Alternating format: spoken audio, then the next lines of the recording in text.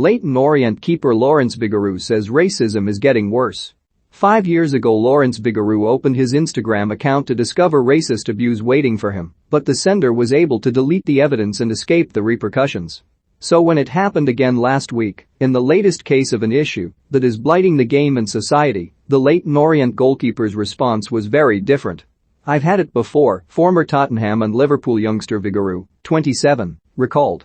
"I was playing for Swindon against QPR in the cup and we lost on penalties. After a fan messaged me something racist. I just completely lost my head, blew up and kind of made the situation worse. Because I was so angry I just replied, didn't even screenshot the message, which was a big mistake. I said, 'What are you saying that for? How can you say that?' Straight away he deleted the message and said my mate took my phone." The standard reply. There was no opportunity for the culprits to worm their way out last week. Vigouroux immediately took to Twitter to reveal 2 vile messages he received following Orient's 3-2 defeat at Port Vale. "I saw them and thought this has happened to me before but I never, ever put it out there. I look at people like Marcus Rashford, Romain Sawyers, they're putting it out there. I thought I've had enough now. It's one thing calling me rubbish or whatever. That doesn't bother me. It's part and parcel of football and mentally I can deal with it. But it's another thing to say go back to Zimbabwe or call me a monkey who should go back to the jungle. I thought it would be better out in the open where people can see it because before people were making fake accounts. I'm seeing people use their real names now. They don't even hide it anymore, which is what I find the saddest thing of all. I just wanted to raise awareness so people can see this is still going on in this country.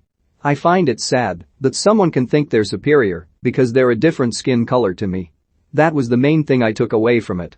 I was quite sad that that was the first thing that came into someone's head after a game of football. It's mind-boggling really. I thought things would be different now, but it just feels like it's getting worse. People need to be educated. People also need to be held accountable, and if you do send a message like that you need to be ready to face the consequences. That's something I hope happens, not just for me, but for everybody who experiences racist abuse, whether that's in football, the workplace, wherever." Vigouroux received a personal apology from Port Vale owner Carol Shanahan along with many uplifting messages he was also grateful for from fans of other clubs. Another standout show of support came from footballer turned Fresh Ego Kid clothing brand owner Marvin Morgan. Morgan has also set up a team Fresh Ego FC, which Vigouroux plays for in their awareness-raising games, as part of a drive to help highlight issues such as racism and mental health in football. Vigouroux said, "As soon as I put the post on Twitter, he was one of the first people to call me to offer support in any way. He's been a real help throughout this. He's doing really good things with Fresh Ego FC to highlight some of the issues in our game, and if we all stick together everybody, not just all the black players I feel like we can make a big change." Time and age have changed Vigouroux, as his handling of the sickening abuse this week compared to previously indicates. He came through at Spurs, got to test himself in training against stars like Harry Kane, Jermaine Defoe and Luka Modric, and worked under Les Ferdinand, Chris Ramsey and Tim Sherwood in the reserves before leaving for Liverpool and later joining Swindon. Back in his younger days, Vigouroux admits he was self-orientated and viewed the game from an individual perspective rather than putting his team first. "We would lose, but I'd play okay and think I've done all right, it doesn't matter," he said. "I got Player of the Year at Swindon in 2017, but we got relegated. I didn't really care because I did well personally. I was just like it's fine, I'll leave or whatever. I wasn't very team-orientated, and that's one regret I have with my career." Another came at Swindon when Vigouroux, upset at what he felt was an undeserved punishment, paid a £50 fine in pennies.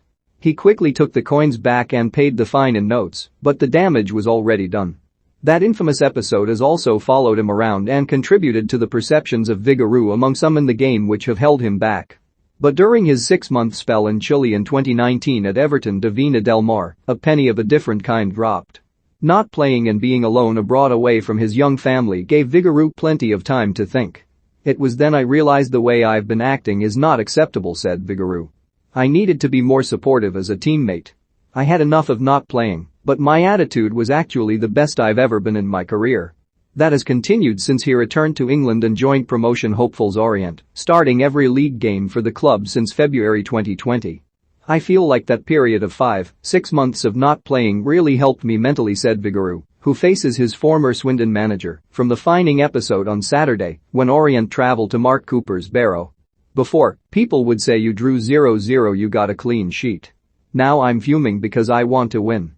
I want to win every game and get promoted with this club. That's my sole focus this season. I realize now it's not just about what I am on the pitch, it's about the whole package and not being basically an idiot really, doing stupid things, paying fines in pennies, going out with teammates when we've got a game in 3 days. I speak to my agent and people's perceptions is something that comes up. I feel like that held me back before, but that's something I can't help now. I can only influence what happens in the future, so hopefully going forward that is something that can be changed. People can change and I feel like I've grown up, matured. A lot of things in football are not about how good you are, but what you're like as a person, if you're a leader, a good influence to the young players. I try to be that every day and feel like that's something that has really come on in the last year and a half since I've been here. With age, game time and experience you learn to understand it's not just about you, it's about everyone.